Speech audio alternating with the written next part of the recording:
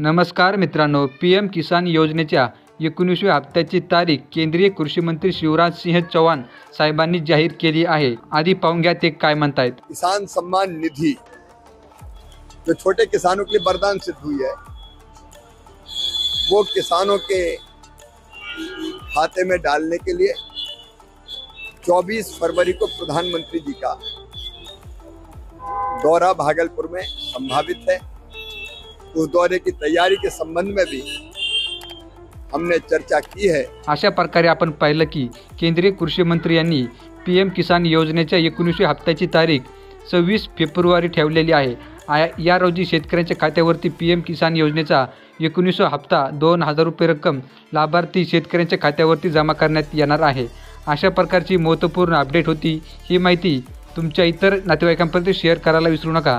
तसेच या योजनेच्या आणि सरकारी योजनेसंदर्भाच्या महत्त्वपूर्ण अपडेट, सरकारी योजनेची माहिती व्हिडिओ पाहण्यासाठी आपलं यूट्यूब चॅनल सबस्क्राईब करायला विसरू नका।